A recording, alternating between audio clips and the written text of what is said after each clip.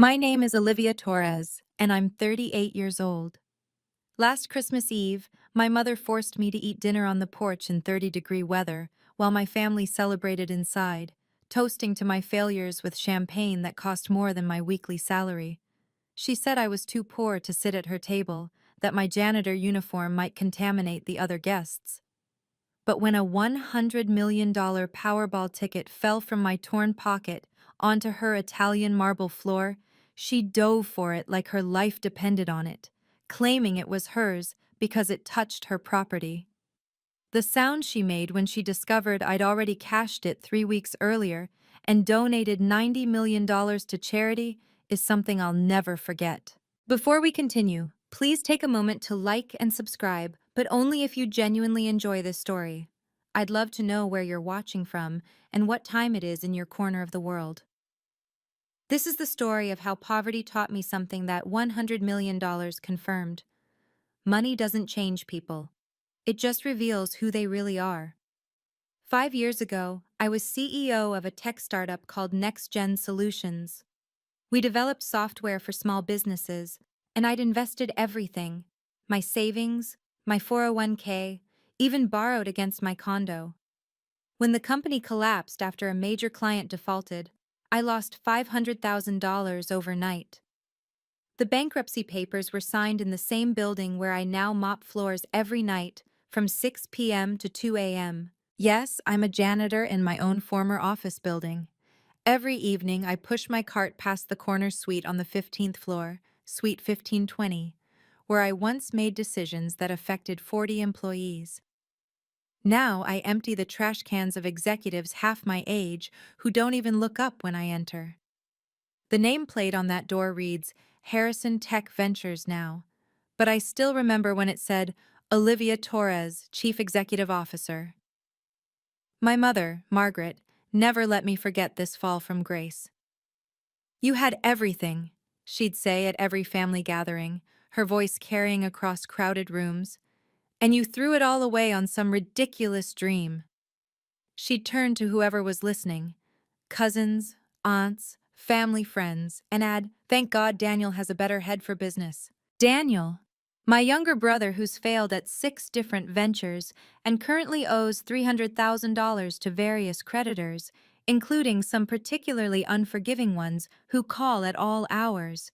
But in Mother's eyes, he's still the golden child who just needs one more chance to prove himself.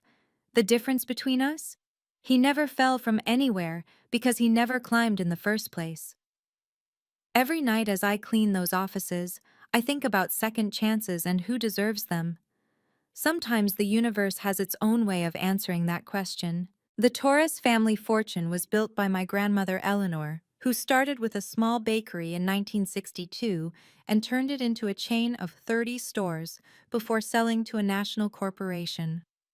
My mother Margaret rode those coattails her entire career, landing a position as regional bank director purely through family connections.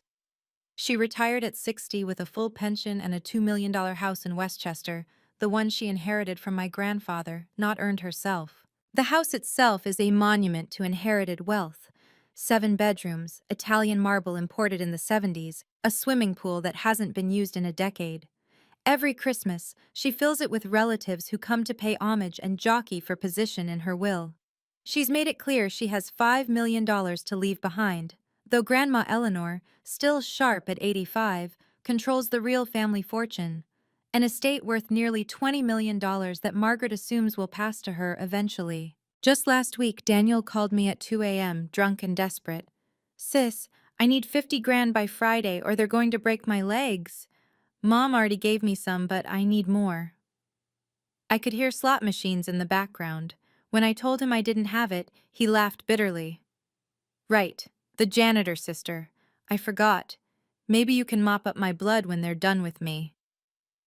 The next morning, Mother called to berate me for refusing to help family.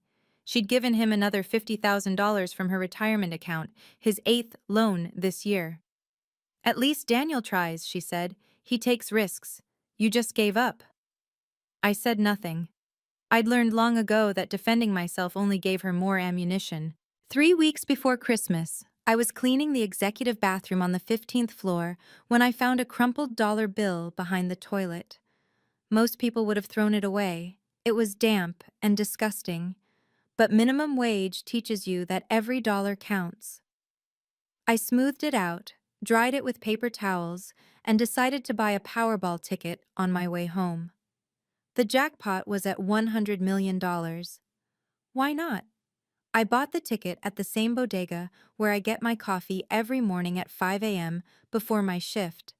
Sam, the owner, joked as he printed it, "When you win, don't forget us little people." We both laughed. He didn't know I was one of the little people now. 3 days later, alone in the janitor's supply closet that serves as my break room, I checked the numbers on my phone. Then I checked them again and again. I sat on an overturned bucket surrounded by mops and industrial bleach, staring at the screen for 20 minutes. The numbers didn't change. 6 numbers, all matching. $100 million. My first instinct wasn't joy, it was fear. Fear that someone would find out. Fear that it wasn't real. Fear that somehow, even this would be taken from me. I folded the ticket carefully, placed it in a Ziploc bag, and hid it inside my work boot. For 3 days, I carried $100 million in my shoe while mopping floors. On the 4th day, I called in sick and drove to the Lottery Commission in Albany, alone. I filled out the paperwork with hands that wouldn't stop shaking. The clerk, a middle-aged woman named Patricia, smiled kindly.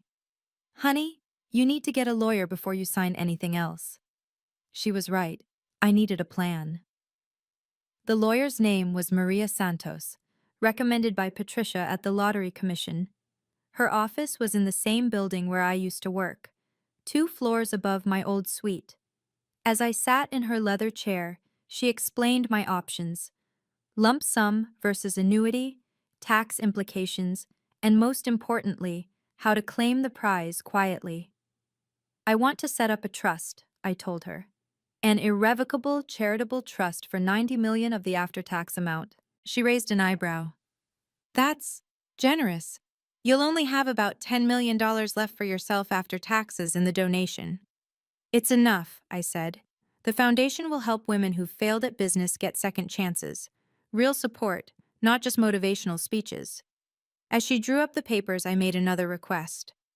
"I need a photocopy of the original ticket. A good one." Maria understood immediately. "Planning something?"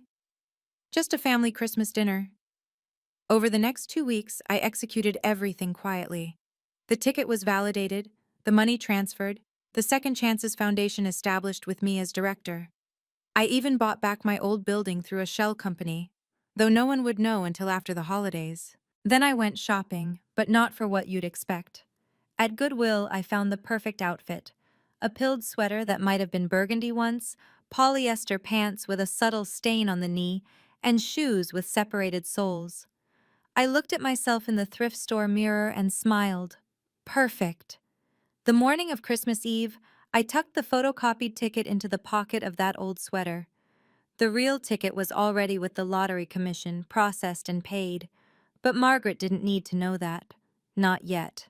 I arrived at Mother's house at 4 p.m. sharp on Christmas Eve, parking my 10-year-old Honda behind Daniel's new Mercedes S-Class, the one Mother had co-signed for last month. Through the tall windows, I could see the family already gathered. 30 relatives in their holiday finest, champagne flutes catching the light from the crystal chandelier. My cousin Jennifer spotted me first as I walked up the circular driveway. She was posing for a selfie with her new $40,000 Hermes Birkin bag, a 35 centimeter in rouge casaque that she'd been bragging about on Instagram for weeks. "Olivia," she called out with false cheer, then stopped mid-smile when she saw my outfit. "Oh, is that what you're wearing?" The foyer was marble and money, filled with the sound of forced laughter and real jewelry. My Aunt Patricia's Van Cleef and Arpels necklace caught the light as she turned away from me. Uncle Robert, Jennifer's husband, checked his Patek Philippe and muttered something about the help arriving. "Olivia," Mother's voice cut through the chatter like a blade through silk. She stood at the top of the stairs in a St. John suit that cost more than I made in 2 months. "What are you wearing?" "My best clean clothes," I said simply. The room went quiet. Someone, I think it was Jennifer's daughter, whispered, "The janitor is here." Not quietly enough. Mother descended the stairs slowly, each click of her Louboutin heels a small judgment. "Well," she said, looking me up and down, "I suppose we should be grateful you came at all." She turned to the room. "Everyone, Olivia has graced us with her presence." No one met my eyes. Daniel, standing by the bar in his new Armani suit, raised his glass in mock salute and mouthed, "Merry Christmas, sis." The dining room was set for 31 people, but there were only 30 chairs. Mother had used the Waterford crystal and the Francis Worcester silver, place settings worth $500 each, inherited from Grandma Eleanor. Every seat had a hand-calligraphed place card. Mine was nowhere to be seen. "Oh," Mother said with practiced surprise, "I must have miscounted." "Well, Olivia, you don't mind, do you? Perhaps you'd be more comfortable on the porch. It's enclosed, and the heater works, mostly." Daniel laughed, already 3 whiskeys in. "Hey, at least you're used to eating alone, right? All those night shifts?" He turned to our cousin Marcus. "She eats dinner at 3 a.m. in a supply closet. This is probably an upgrade." Jennifer had her phone out, live streaming to her 5,000 followers. "Family Christmas at the Torres estate," she chirped. "So blessed to be here with successful, accomplished people." The camera panned across the table, deliberately skipping over me. From the living room, I noticed Grandma Eleanor watching silently from her wheelchair. She hadn't said a word since I'd arrived, but her eyes, sharp as ever, tracked everything. "There's a folding table on the porch," Mother continued, guiding me toward the French doors, "and I'll have someone bring you a plate. We're having beef Wellington, though I'm not sure you'd appreciate it anymore. Your palate must have adjusted to simpler things." The porch was cold despite the space heater. Through the glass doors, I could see the family toasting, laughing, celebrating their good fortune. The folding table wobbled when I sat down. A paper plate, not china, was brought out by the caterer, who looked embarrassed. "Some people are meant to serve," Mother's voice carried through the glass. "Others to be served." 20 minutes into dinner, Mother clinked her crystal champagne flute. The sound carried even to the porch. I pressed closer to the cold glass to hear her announcement. "Before we continue this wonderful evening," Margaret began, standing at the head of the table, "I want to make something clear to everyone, especially given some recent questions about my intentions." She looked directly at me through the glass doors. "I've decided to update my will. Everything, the house, the investments, my entire estate, will go to Daniel. He's proven that even in failure, he keeps trying. He takes risks. He maintains ambition." Daniel raised his glass, grinning. "Thanks, Mom. I promise I'll make you proud." "As for Olivia," Margaret continued, her voice carrying clearly, "she's demonstrated that some people simply aren't meant for success. 5 years as a janitor has proven where her capabilities truly lie. I won't enable further failure by leaving her money she'd only waste." Jennifer's camera was catching everything. The comments were already flowing on her screen. I could see them from where I sat. "Harsh but fair," someone wrote. "Truth hurts," said another. "To successful children," Margaret raised her glass. "To those who deserve their inheritance." The room erupted in applause. Through the window, I saw Uncle Robert pat Daniel's back. Aunt Patricia whispered something to her daughter about cautionary tales. Even the caterers exchanged glances. Only Grandma Eleanor remained still, her weathered hands folded in her lap, saying nothing. My plate had gone cold, congealed gravy over meat I hadn't touched. The December wind rattled the loose porch windows. Inside, warm and golden, my family celebrated my exclusion with vintage champagne that cost more than my weekly salary. I smiled for the first time all evening. I sat alone on that cold porch for another 30 minutes, watching my family through the glass like they were a television show about people I'd never met. The space heater sputtered and died. My breath became visible in small puffs. The congealed Wellington looked like something from a crime scene. Inside, they'd moved on to dessert. Mother's famous trifle served in baccarat crystal bowls.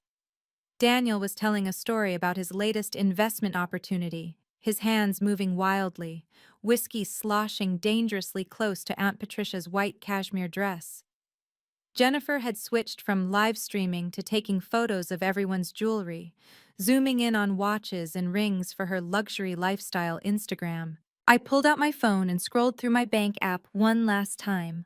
The number was still there. $62,000 after taxes. The Second Chances Foundation account showed $90,000 ready to deploy. My old office building's deed was in my name as of yesterday. Everything was in place. Through the window, I watched Mother hold court, basking in the admiration of relatives who wanted her money. She caught me looking and made a shooing gesture, like I was a stray cat begging for scraps. That's when I knew. The moment had come. I stood slowly, my joints stiff from the cold. The folding chair scraped against the concrete, an ugly sound that somehow felt appropriate. I picked up my untouched plate, the fancy food now looking like garbage, and walked to the French doors. Inside, the warm air hit me like a slap. Conversation stopped mid-sentence. 30 pairs of eyes turned to track my movement across the dining room toward the kitchen. "Just returning the plate," I said quietly. "Then I'll go." Mother smiled triumphantly. "Running away, as always." Daniel stood up from his chair, swaying slightly. "Hey, while you're up, why don't you clear the rest of the table? You're used to it anyway." He gestured at the dessert plates scattered across the table. "Might as well make yourself useful." A few cousins laughed nervously. Jennifer kept her camera rolling. "Come on, Olivia," Mother added, her voice honeyed with false concern. "At least contribute something to this family gathering. It's the least you can do after eating our food." "Your food?" I asked quietly. "I didn't touch it. It went cold while I sat outside." "Because you chose to be difficult," she snapped. "You could have eaten faster. Time management has never been your strength, hence your current position." Uncle Robert chimed in. "Margaret's right. In the corporate world, we call that inefficiency. It's probably why your company failed." "At least the janitor job prepared you for this," Daniel added, getting bigger laughs now. "Think of it as overtime." I stood in the middle of their dining room, in my Goodwill clothes, surrounded by Waterford and Francis Way silver, while my millionaire relatives laughed at the joke I'd become. The chandelier light caught every piece of jewelry, every designer watch, every symbol of success I supposedly lacked. Jennifer zoomed her camera in on my face. "Getting this?" someone asked her. She nodded eagerly. "I should go," I said, walking toward the foyer where my coat hung, the same threadbare thing I'd worn for 3 years. "Running away," Mother called after me. "Just like you ran from your responsibilities, your debts, your failures. At least have the dignity to help clean up before you slink off." I reached for my coat slowly, my hand fumbling with the pockets. I pulled the coat from the hook, a brown wool thing with pills and a torn lining that I'd bought at Salvation Army 3 years ago. Around me hung the other coats. Mother's $5,000 Max Mara cashmere, Jennifer's Burberry trench, Daniel's new Canada Goose parka. Mine looked like a stain among them. "Thank you for the hospitality," I said, turning to face the room. Everyone had followed me to the foyer to watch the final act of my humiliation. "It's been illuminating." "Hospitality?" Margaret laughed. "You ate on the porch like a—" "Like a what, Mother?" I asked calmly. "Like a servant? Like someone beneath you?" "If the shoe fits," Daniel said. "Or in your case, if the torn shoe fits." He pointed at my separated sole, which had started flapping as I walked. I struggled with my coat, the torn lining catching on my sweater. As I pulled it free, my hand went to the pocket, checking for something. The movement was clumsy, obvious. "Forgetting something?" Jennifer asked. camera still rolling. Your dignity, maybe? Oh, wait, you can't forget what you never had. The room erupted in laughter. Even the caterers in the doorway were trying not to smile. Just my... I fumbled more with the pocket. Never mind. This is exactly your problem, Mother said, stepping closer. Disorganized, fumbling, always losing things. No wonder you lost a whole company. I turned toward the door, then stopped. My hand went to my pocket again, patting it, then digging deeper. My expression changed to confusion, then worry. What now? Mother asked, exasperated. Lost your car keys? Though I don't know why you still have that embarrassment of a Honda. No, I pulled my pocket inside out. The lottery ticket fluttered to the marble floor like a dying butterfly. It landed face up, the Powerball logo clearly visible, along with the printed numbers and the date from 3 weeks ago. For a moment, nobody moved. Then Margaret's eyes locked onto the paper, and I watched her pupils dilate as she read the jackpot amount printed at the bottom. $100 million. Jackpot. What? She started, then dropped to her knees faster than I'd ever seen her move. She snatched the ticket with both hands, her St. John's suit stretching dangerously. Powerball! These numbers! These are the winning... That's the winning ticket! Daniel shouted, sobering instantly. Those are the numbers! I saw them on the news, $100 million. Margaret clutched the ticket to her chest, her face transforming from shock to pure, naked greed. This is mine, she screamed. It fell in my house, on my property. You ate my food. This is mine. Jennifer's camera shook as she zoomed in on the ticket. Oh my God, we're rich. The Torres family won the lottery. Legally, Robert said quickly, his lawyer instincts kicking in. Anything found in this house. It's mine, Margaret repeated, standing up, the ticket crumpled in her white-knuckled grip. This is God's reward. For everything I've suffered, for raising an ungrateful failure, this is justice. Daniel was already on his phone with his bookie. Yeah, I'll have your money by Monday. All of it. With interest. The entire room exploded into chaos, cousins calculating their potential gifts, Jennifer live-streaming frantically. Lottery ticket found at family Christmas. You won't believe what happens next. Margaret turned to me, triumph blazing in her eyes. You see? Even God agrees you don't deserve success. I stood perfectly still by the door, saying nothing.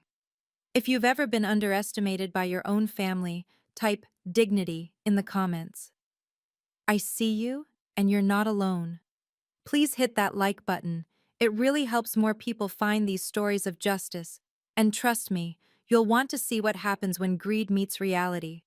Now, let me tell you what happened when my mother tried to claim that ticket. Margaret held the ticket up to the chandelier light like she was authenticating a diamond. $100 million, she whispered reverently, then louder. $100 million. $30 million goes to my debts, Daniel said immediately, already calculating. Then we buy that compound in the Hamptons. The rest we invest. We? Margaret cut him off. This is mine, Daniel. But don't worry, sweetheart. Mommy will take care of you. $30 million for your debts, yes. $20 million for a new house for me, something befitting our new status. Jennifer was reading comments on her live stream. Someone says to check if it's real. Someone else is asking why Olivia had it. She looked up at me. Why did you have the winning ticket? I bought it, I said simply. With what money? Daniel laughed.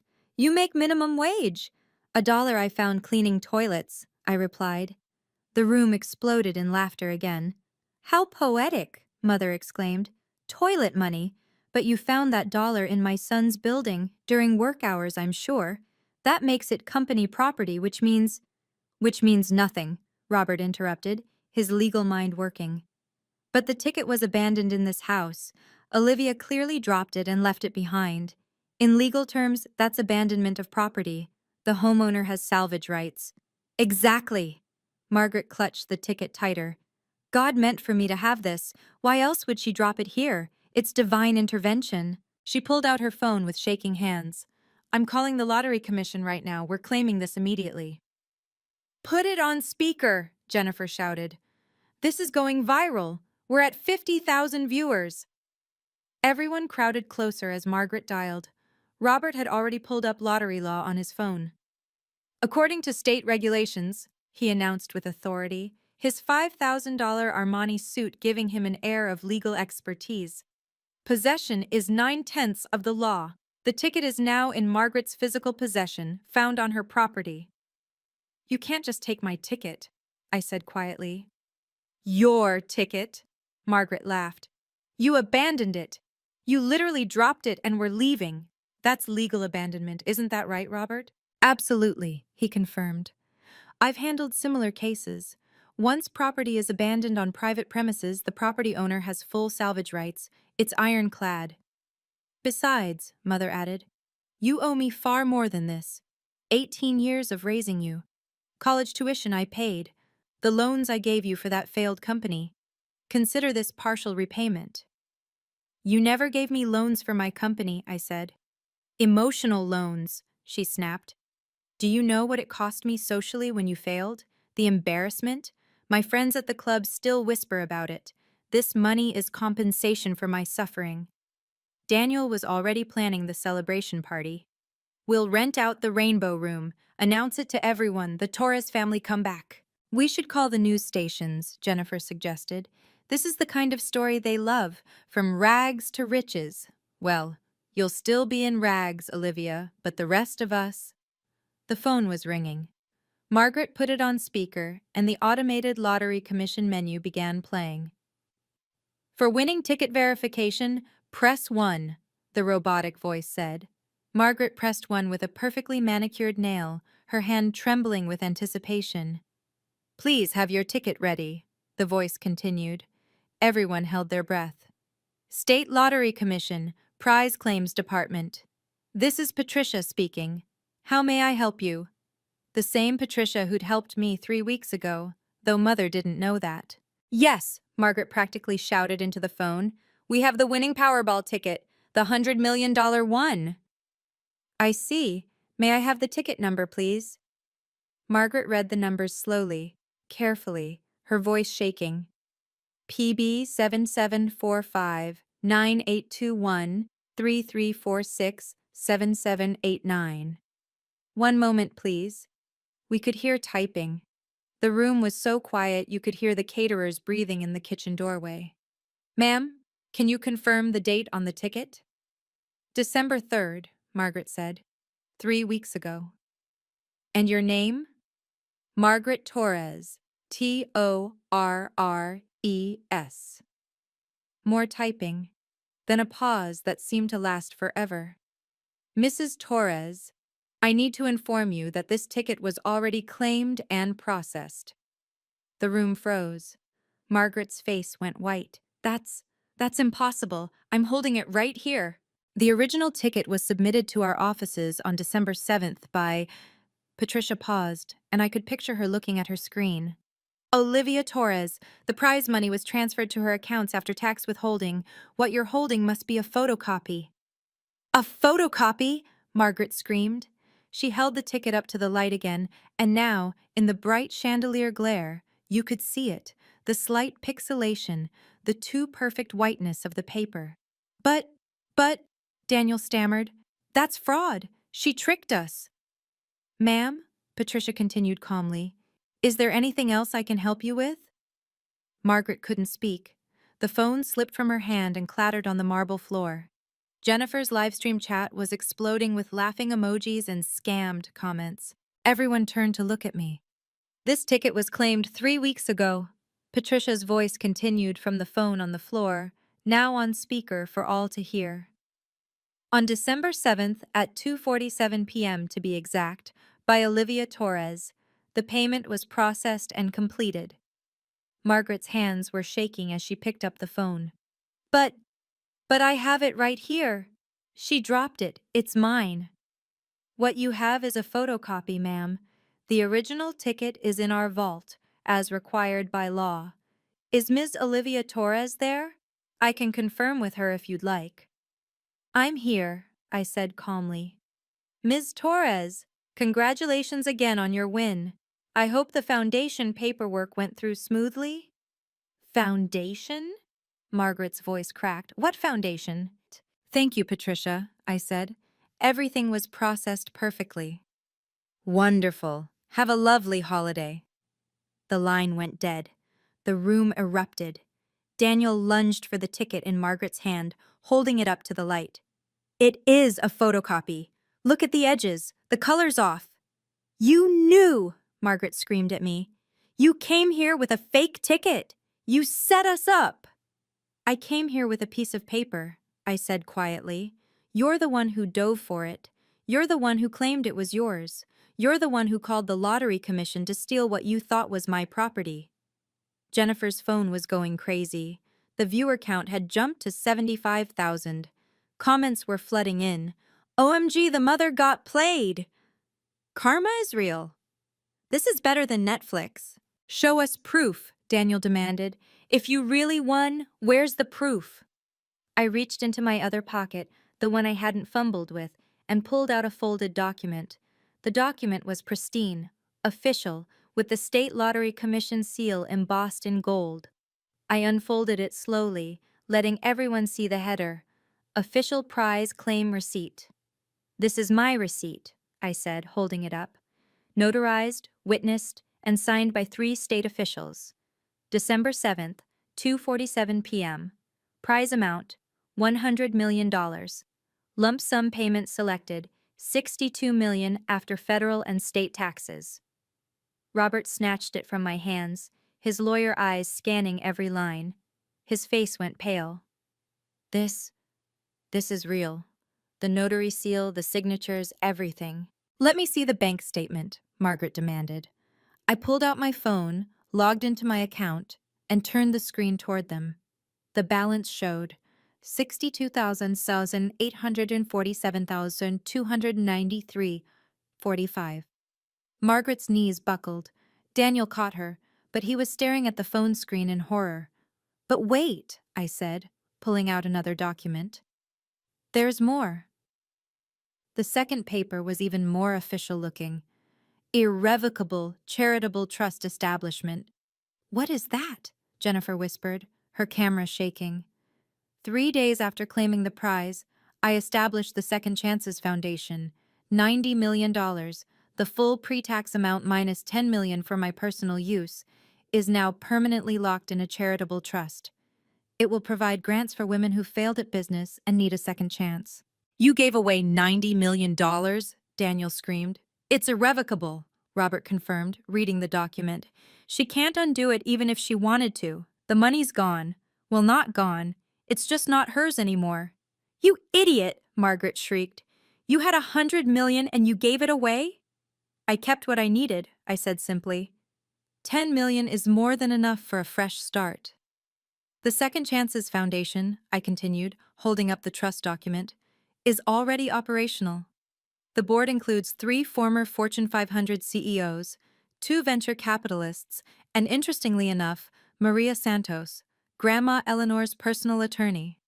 At the mention of Maria's name, Grandma Eleanor smiled for the first time all evening. The foundation's first initiative launches January 1st, I said. Grants of $100,000 to $500,000 for women who failed at their first business venture. No collateral required, no humiliation, just second chances. You could have helped Daniel, Margaret cried. You could have paid his debts. You could have enabled more gambling, more failed schemes, more bailouts. I shook my head. The foundation helps people who take responsibility for their failures and want to build something real. Robert was still reading the documents. This is ironclad. Maria Santos doesn't mess around. Every penny is protected. The foundation can't be dissolved, the funds can't be redirected, and… He looked up. You've named yourself as paid director, salary of $200,000 a year. A janitor's salary didn't suit me anymore, I said. Jennifer's live stream was going insane. The viewer count hit 100,000. Best Christmas ever! The mom's face! This is legendary! But there's one more thing, I said, pulling out a final document. This is a deed transfer. As of yesterday, I own the Meridian office building on Fifth Avenue. Daniel's jaw dropped. That's where you work. Where you're a janitor. Was a janitor, I corrected. It's where my old company was based. Suite 1520 is being renovated as we speak. The Second Chances Foundation will operate from there starting January 2nd. Margaret was hyperventilating. You planned all of this. I've seen enough. Everyone turned. Grandma Eleanor was standing, from her wheelchair, using her cane but fully upright. The room gasped collectively. Mother, Margaret exclaimed. You can walk? I've always been able to walk, Margaret. The wheelchair just makes people reveal themselves faster. They think I'm helpless, so they show their true colors. She moved toward the center of the room with surprising strength for 85. And tonight, you've shown yours magnificently. She turned to me. Olivia asked me to witness something tonight. She said I'd want to see who my daughter really was when money was involved. I must say, it exceeded even my worst expectations. Mother, I can explain. Explain what? How you humiliated your own daughter? Made her eat on the porch like a dog? How you dove for money that wasn't yours like a common thief? How you were ready to steal what you thought was her last hope? Eleanor's voice was steel. I've watched you favor Daniel despite his failures, watched you crush Olivia's spirit year after year. She's a janitor, Margaret protested. She was a janitor, Eleanor corrected. After losing everything, she took the only job she could find and worked it with dignity. While you sat in a house you inherited, living off money you didn't earn, judging someone who actually worked for a living. Eleanor pulled out her phone. Maria, are you still on the line? Yes, Mrs. Torres. Maria Santos's voice came through clearly. I've recorded everything as you requested. Good. Please execute the changes to my will immediately. What changes? Margaret's face was white. The $5 million I was leaving you? It's going to Olivia's foundation instead. You can't do this, Margaret screamed. I'm your daughter. And you've proven tonight exactly what kind of daughter you are, Eleanor replied coldly.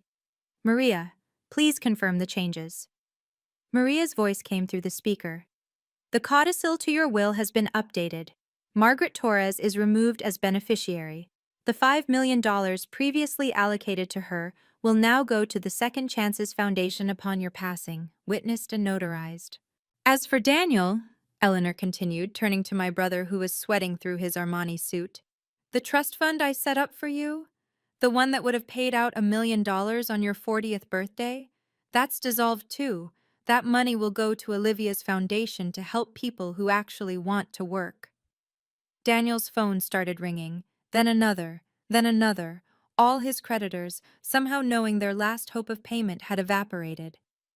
This is insane, Robert protested. You can't just disinherit family. I can, and I have, Eleanor said. I've left provisions for the grandchildren who've shown character. Jennifer, your daughter who whispered about the janitor? Nothing. Marcus, who laughed at Olivia's shoes? Nothing. But Olivia, who worked with dignity when she had nothing? She doesn't need my money anymore, but she has my respect. The room was in chaos. Jennifer's live stream showed 150,000 viewers now. The comments were brutal. Grandma for president! The mother got destroyed! This is the best karma I've ever seen! Furthermore, Eleanor announced, Margaret, you have 60 days to vacate my house. Your house? Margaret shrieked. You thought you inherited it from your father, but it was always in my name. I let you live here, but after tonight, you're no longer welcome. Jennifer's phone was practically smoking from the activity. We're trending, she gasped. #1 on Twitter. Grandma Justice is the top hashtag. The comments were scrolling so fast they were unreadable, but certain phrases kept appearing. Karma. The mom deserved it.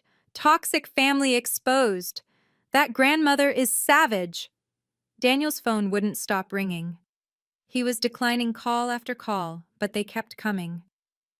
They know, he said, panicked. Somehow they all know I'm not getting any inheritance. Because I told them, Eleanor said calmly.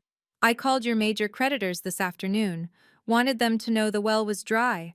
Amazing how fast word travels in certain circles. You set us up! Margaret screamed at both Eleanor and me. You planned this together. I planned nothing, Eleanor replied. I simply asked to observe my family on Christmas. Olivia suggested I might find it educational. She was right. Uncle Robert was backing toward the door. We should go, Jennifer. We shouldn't be here. But Jennifer couldn't stop filming. 200,000 viewers. This is insane. People are sharing it everywhere. CNN just requested permission to use the footage. Aunt Patricia was already at the coat closet grabbing her fur. Other relatives were following, rats fleeing a sinking ship. Within minutes, half the room had emptied. Cowards, Margaret shouted after them. You were happy to eat my food, drink my champagne. Your food? Eleanor asked. Paid for with my money. Your champagne? Charged to my credit card. Even tonight's caterers? I paid them directly. You own nothing, Margaret. You never have.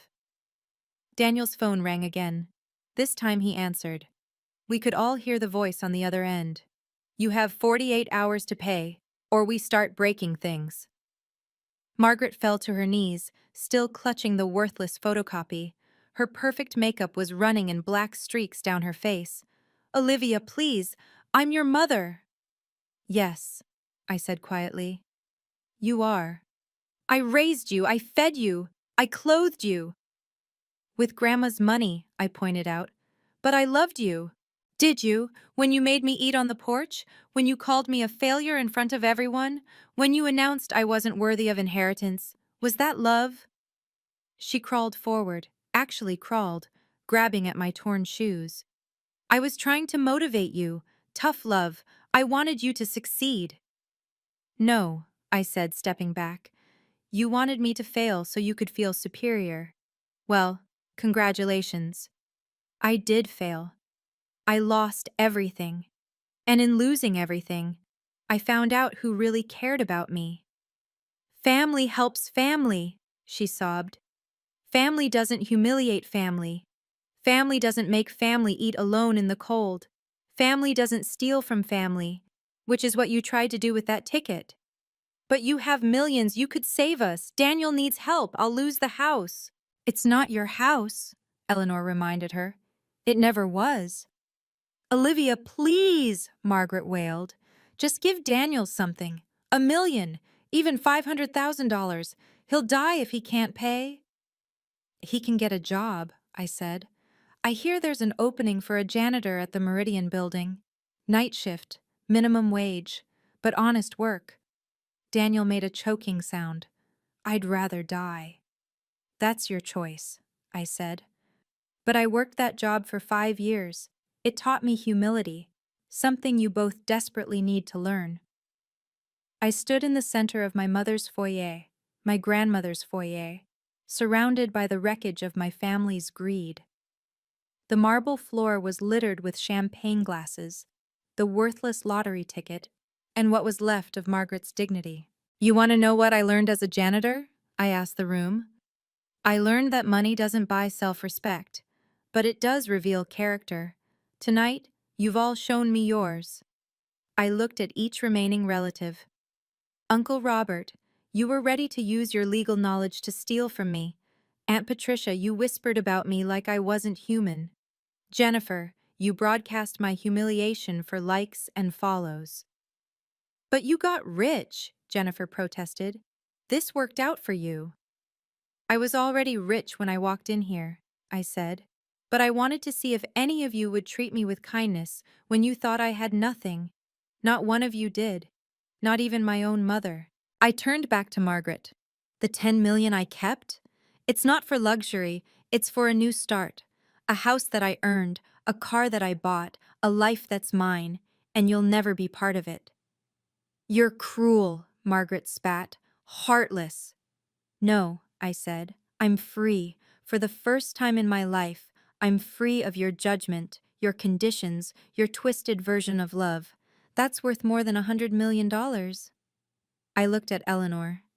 Thank you, Grandma, for seeing me when no one else did. You saw yourself, dear, she replied. I just witnessed it. I headed for the door, past the coats, past the shame, past everything that had held me down for 38 years.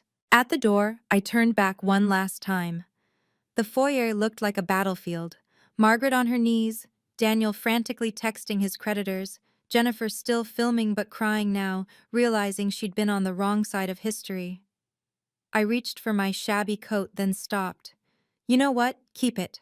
A reminder of what you thought I was worth. I pulled off the threadbare sweater, revealing what I'd worn underneath. A simple but elegant black cashmere dress. Designer, understated, worth more than everything Jennifer was wearing combined.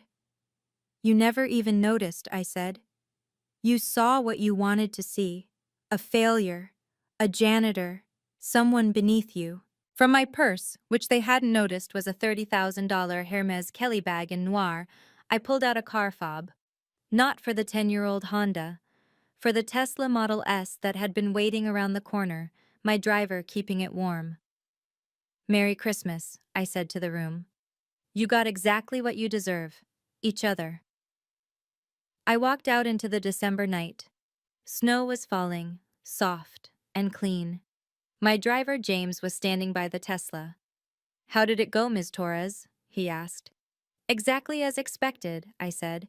They showed me who they are. As we pulled away, I saw through the rear window Margaret running out onto the lawn, still clutching the fake ticket, screaming something I couldn't hear.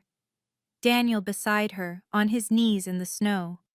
Jennifer filming it all, probably hoping to salvage some sympathy from her audience.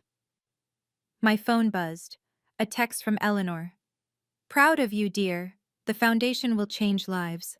Their greed would have wasted it all. She was right.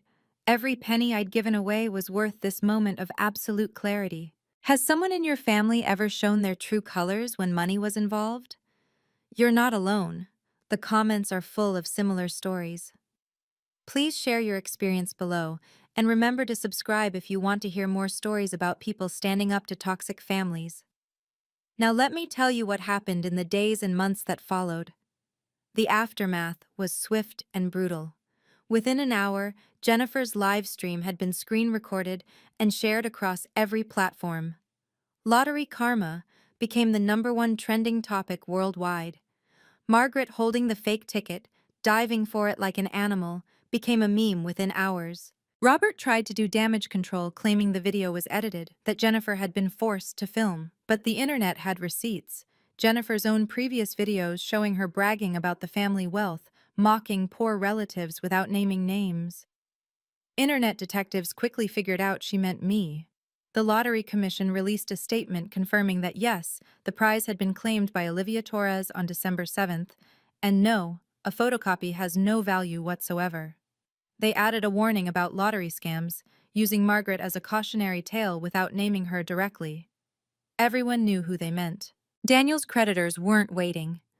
By morning, 3 men had shown up at the house, Eleanor's house, looking for him. Margaret had to call the police. The local news picked up that story too. Lottery loser's son hiding from bookies. But the best part?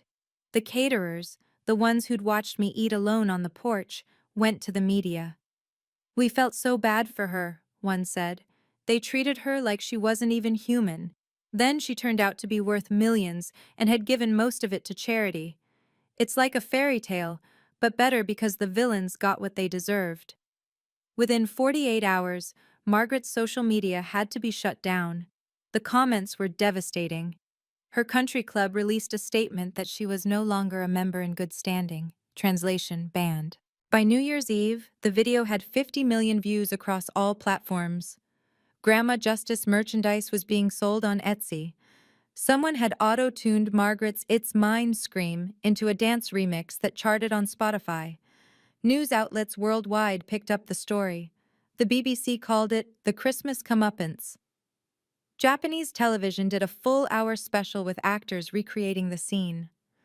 Someone in Hollywood reportedly started writing a screenplay. But the real explosion came when Forbes did a piece on the Second Chances Foundation. They'd investigated and found that I'd structured it brilliantly. Every dollar was protected, the board was stellar, and the mission was clear. Applications poured in from women who'd failed at business and been written off by everyone, including their families. The first grant recipient was announced January 15th, Sarah Chen, no relation, who'd lost her tech startup in 2019 and had been driving Uber to survive. She cried during the press conference. "Someone believed in second chances," she said. "Olivia Torres knows what it's like to fall and have everyone kick you while you're down." Margaret tried to rehabilitate her image by giving an interview to a local news station. It backfired spectacularly. She claimed I'd set her up, that the whole thing was elder abuse. She was 62, and that she was the real victim. The interviewer asked her one question. "But why did you make your daughter eat on the porch?" Margaret had no answer. The interview went viral too, adding another 10 million views to her humiliation. Daniel, meanwhile, had disappeared. Some said he'd fled the state. Others said he was working at a car wash in New Jersey. Nobody knew for sure, and nobody cared enough to find out. The Second Chances Foundation officially launched from Suite 1520 of the Meridian Building, my old office now completely renovated. The irony wasn't lost on anyone. The place where I'd failed was now where others would find hope. By February, we'd given out $5 million in grants to 50 women. Each one had a story of failure, of being written off, of family members who'd kicked them when they were down. One woman, Patricia Williams, had lost her restaurant and been disowned by her parents for embarrassing the family name. We gave her $200,000. 6 months later, her new restaurant had a 3-month wait list. I hired my fellow janitors from the night shift as building administrators. They knew every inch of that building, and they deserved better than minimum wage. Marcus, who'd cleaned alongside me for 3 years, became head of operations at $75,000 a year. "You remembered us," he said on his first day. "Nobody remembers the cleaning crew." "I was the cleaning crew," I reminded him. "We remember each other." The foundation's board met monthly. Eleanor, despite her age, never missed a meeting. She'd roll in, back to using the wheelchair for convenience, not deception, and provide wisdom that came from building her own empire from nothing. The media attention brought unexpected benefits. Successful women entrepreneurs started volunteering as mentors. Venture capitalists offered matching funds. By March, the foundation's endowment had grown to $150 million through donations. I bought a brownstone in Brooklyn, not flashy, but mine. Every mortgage payment came from money I'd earned as director, not from the lottery. That mattered to me. I needed something that was purely from my own work, not from luck. In April, I found out what happened to Daniel. A former colleague sent me a photo from a rest stop in Newark, my brother, in a janitor's uniform, mopping the men's bathroom. The company name on his shirt was Clean Dreams, the same company that had contracted with the Meridian Building. I didn't feel satisfaction or pity, just nothing. He'd made his choices. Margaret's fall was more public. The house, Eleanor's house, was put on the market in May. She had nowhere to go. No relatives would take her in after the Christmas disaster. She ended up renting a 1-bedroom apartment in Queens, working as a cashier at a luxury goods store where she'd once shopped. The ultimate irony? The store was in the same mall where I used to eat my lunch during janitor breaks, counting pennies for a Subway sandwich. Now she was the one counting pennies, serving women who whispered about her. Isn't that the lottery, mother? Jennifer tried to salvage her influencer career by pivoting to redemption content. She made apology videos, talked about growth and learning from mistakes. But the internet never forgets. Her followers dropped from 50,000 to 3,000. The remaining ones only stayed for the drama, commenting things like, "Remember when you filmed your aunt eating on the porch?" Her daughter, the one who'd whispered about the janitor, reached out to me in June. She was 18, about to start college, and wanted to apologize. "I was horrible," she wrote. I learned it from my parents, but that's no excuse. I'm trying to be better. I wrote back, being better is a choice you make every day. Make good choices.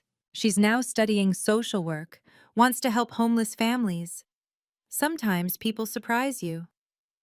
6 months after that Christmas dinner, Fortune magazine featured me on their cover. The janitor who gave away $90 million and won everything. The article detailed how the Second Chances Foundation had already helped 150 women restart their careers, creating over 500 jobs in the process. I did the interview in Suite 1520, sitting at the same desk where I'd once signed my company's bankruptcy papers.